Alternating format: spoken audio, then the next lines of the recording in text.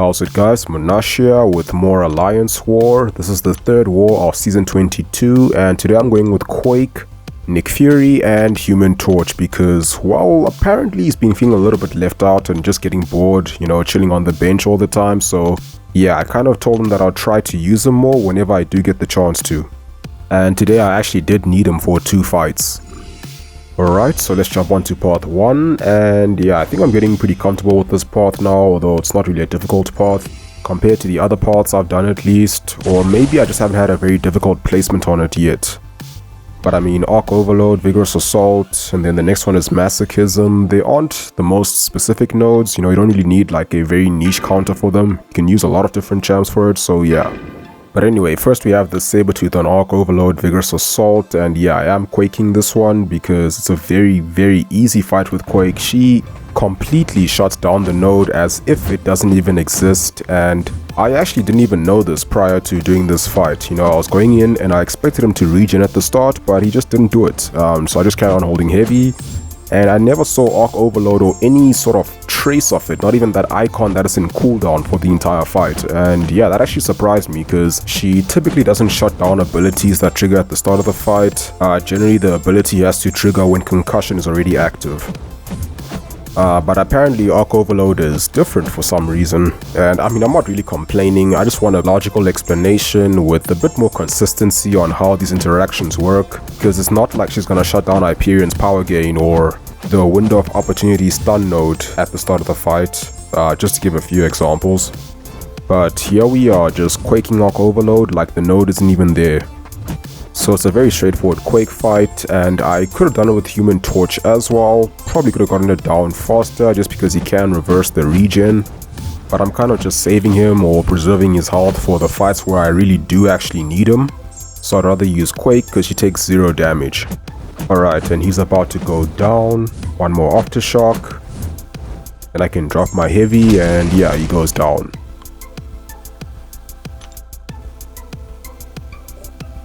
Okay, second fight on this path is going to be Professor X, and he has Masochism and Indomitable. So yeah, I just gotta be mindful of the Masochism being able to prevent my debuffs from applying. And I'm gonna use Nick Fury for this one once again because I want to preserve Human Torch. You know, he probably could have done this fight faster as well with his heal reversal. Well, he has Indomitable, so you can't actually heal reverse, but you can still heal block with the Incinerates. But either way, it shouldn't be too difficult with Nick Fury. He does have regen, but he is a fairly squishy champ, Professor X, so yeah, it shouldn't take too long. So I just have to be mindful that he can actually cause my parry stuns to fail with Masochism. And also just watch out for the falter mechanic, make sure I miss when he can't punish me. And I also want to throw 2 special ones to counter the miss as well, just to make the fight a little bit easier. But the Disorient debuff also helps to mitigate the healing, because I also do run Max Despair. And now he's going to go into Mind Control and start throwing those special 2s. And I can actually punish because I do have more than 5 tactical charges, so he can't miss. The specials are unblockable, but fortunately they are also pretty easy to dex. And they're just pretty fun to watch. Professor X has some pretty epic animations. Then I try to punish his special 2 just before you would trigger the falter, but I was a split second too late and I did get punished for it. So yeah, that one was pretty close. But I mean, I wasn't too worried about it. Nick Fury still has plenty of health. And yeah, I just wanted to make sure that I don't actually use up the decoy in this fight, because it's very early and it's a very simple fight to be actually basically dying and then revealing the real Nick Fury for. But at least getting hit does actually help to build those tactical charges. Alright, and now he's about to go down. So yeah, this fight was slightly longer than I expected, but still not too bad with Nick Fury.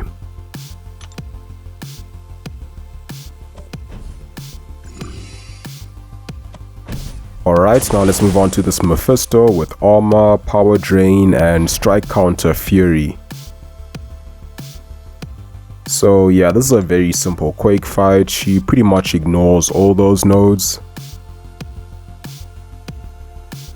So yeah, I'm just gonna go in with Quake, do the usual heavy dex, not have to worry about any of these abilities. Nothing can go wrong in this fight. I've got everything under control.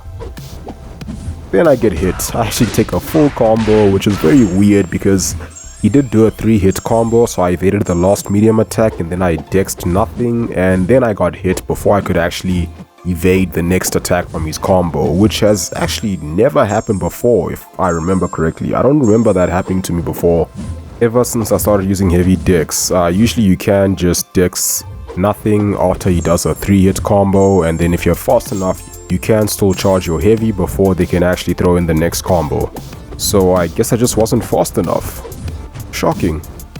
I don't know, it has been a while since I've quaked Mephisto, although he's not really a difficult champ to quake at all. So yeah, let me just move on. I think I'm fixating on this too much. And then give him the death stare at the end and he goes down.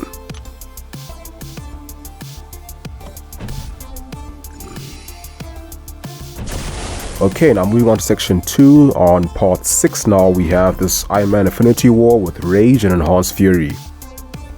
So this is the first fight I'm going to be using Human Torch for, because he is a really good counter for this one. I have used Doom on this fight in the past, and he also works fairly well. Just have to be patient with that last 15%, you know, parry heavy. Unless you have some unblockable specials ready, then yeah, you can also throw those to avoid getting auto blocked. So with Torch, I'm just going to go in and do the usual combo, medium, light, medium. I'm not even going to parry heavy in this fight because the heavy attack, if it does crit, it can actually trigger the rage node. But his medium attacks won't, so that's pretty safe. And obviously I'm not boosted for this fight because I do not want to trigger rage at all with Human Torch. So yeah, just doing the usual combos works pretty fine. Iron Man does energy based attacks quite often, so yeah, very good for building up those smolders. And just ramping up his damage. And what I am going to do as well is just save my special 3. And then once he hits below 15%, I'm going to let him throw a special. Then I'll throw my own special 3, because that'll also apply some Nova Flames, which will help take him down as well. So that was the only time I triggered Rage, because the special 3 does count as 1 hit. But the fight is basically done now. I can just watch him melt away without even touching him. So yeah, very easy with Human Torch, especially if you're good with reparry.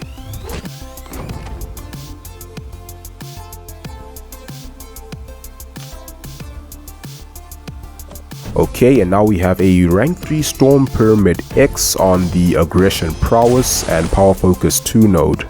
In fact, it's so simple, I'm not even going to heal up Quake and still not going to boost as well. Storm X is also quite a squishy champ. She doesn't have that much health, and the only reason she has more than 100,000 health is because it's a rank 3, and I've fought her plenty of times on this node and it always ends up the same, so yeah.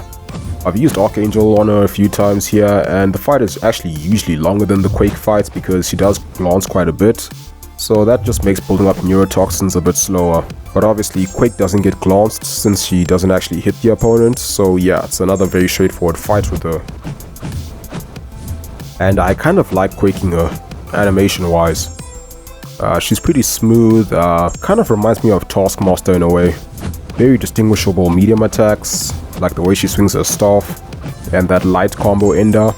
So doing heavy only against her also wouldn't be that difficult. But we're not going to get to do heavy only today because we didn't actually quake any defensive champs. In fact, I think I only faced 2 defensive champs this entire war. And Nick Fury and Human Torch were just better counters for them anyway. But I did use Quake for 4 out of the 8 fights I took. So yeah, the Storm fight is going pretty well. Not too long now. She is slowly building those prowesses, but I mean, she's not getting any power, so it makes no difference. Aggression Fury would be the one to worry about more when it comes to Quake, but you know, prowess and armor really makes no difference whatsoever. Because you just don't want to accidentally parry when there's Aggression Fury. And precision, you don't want to take a hit, because that hit probably will crit, and then yeah, you can take some serious damage.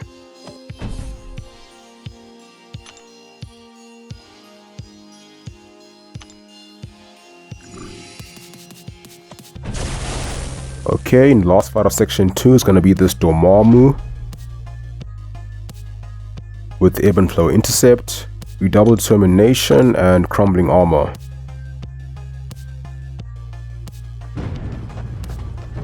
So another very good fight for Quake, and this is a fight where Quake can actually bypass the protection node if you intercept, and then go back to holding heavy, and then you do have concussion active when it would come back.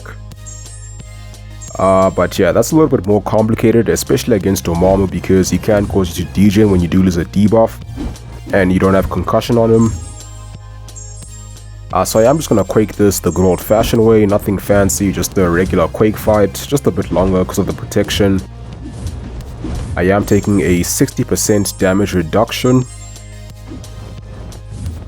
But at least it's Dormammu, so we already have class advantage, and he's not that strong when it comes to physical resistance, so Quake still has some somewhat okay damage against him, even with the protection. And I am boosted here now. I do have a champion boost and a lesser attack boost. And the other nice thing about the Crumbling armor node is it just heals you with willpower, so yeah, that one is pretty much useless against Quake. It actually works to your advantage if you do lose health. So I can actually just parry throughout this fight and still finish with full health if I wanted to. But yeah, I'm just gonna do the regular heavy dex against Dormammu and just be patient with it. The longest Quake fight I've done was actually on this node. It was a rank 3 Thor Ragnarok. So 1 is a rank 3 and B, I had class disadvantage. So I nearly timed out for that one. I had a couple of seconds left. I was boosted as well, not running suicides though. But yeah, usually if it's a rank 5 then there's nothing to worry about. The fight generally goes well. Can even solo without boosts most of the time, unless you do have class disadvantage against certain champs. But I applied the boost mainly for the next fights, because now we do have 2 mini-bosses to deal with.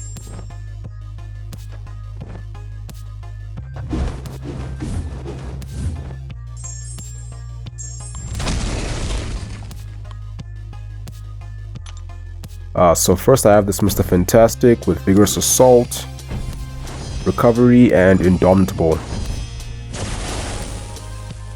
So yeah, I'm going to use Nick Fury for this one. I'm not going to heal him up because he already has a lot of health as a rank 3 boosted.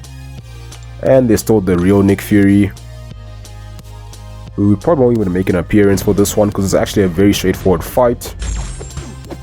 Much easier than the one on the Brute Force mini-boss. Just because there's no limber here, so I can actually just parry and drop full combos very comfortably. And I want to build my special 1 up, but I want to get to almost 2 balls of power so I can throw the next special 1 very quickly afterwards to get 5 tactical charges and basically just counter his evade. Even though I don't actually need to counter his evade in this fight because yeah, I can just parry and then drop a few hits. And I can just parry heavy to shock off all those debuffs, then you can't evade anyway.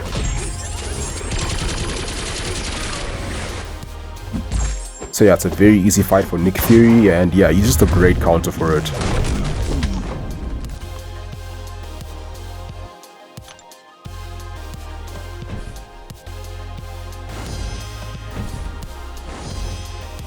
Alright, so now for my last fight, we have a rank 3 Doom on the mini-boss with the best defense, Spry, and Limber. Oh, and Brute Force. How can I forget Brute Force? That's actually the main annoying node here. Well, actually Limber's probably even more annoying, just because it's Doom. And I am using Human Torch with his pre-fight ability since it's the last fight and the toughest one for Human Torch. So yeah, I'm going to be taking quite a few blocked hits at the start just to build smolders, but then I just start parrying a lot because, you know, I get some very quick combos in. And I didn't quite play this fight right. I don't know, I just wasn't really experienced with it, but I wasn't too worried anyway because, you know, the war was already won, and yeah. I actually intended to use a invulnerability boost to get the solo, but then I also wanted to just save boosts as well for when I really do need them, so I just went in with the fight without it. If I needed to solo this fight, I definitely would have used an indestructible boost, because I also haven't done this fight before, but I figured it shouldn't be too bad, although I also wasn't sure exactly how it would go. And yeah, I didn't play this fight quite perfectly towards the end. I was a little bit too idle, and then I tried to punish a heavy attack, but then I fortunately got parried, and that sort of just messed me up, just threw me off the fight because now I'm at the back end. Basically just that 1 split second completely changed the outcome of the fight, or the direction it was going at, because it was looking fairly comfortable for me to actually get the solo, but then yeah, after that, lost a lot of health, Then there's Brute Force, there's also Limber. And even if I successfully dexed the special 2, I would have just died to Brute Force anyway. And even if I somehow survived it, I would have had to parry again to remove the Indestructible. And that would have taken me out just because of the block damage. So yeah, just being a split second late to punish his heavy attack cost me the fight, and I was a bit annoyed by that at first, but fortunately the war was already won, so yeah. Then Sweetia just has to do his thing against this rank 3 Sasquatch boss, and yeah, that's gonna be it for this video. Hope you guys enjoyed. Thank you for watching, have a wonderful day, and I'll see you soon.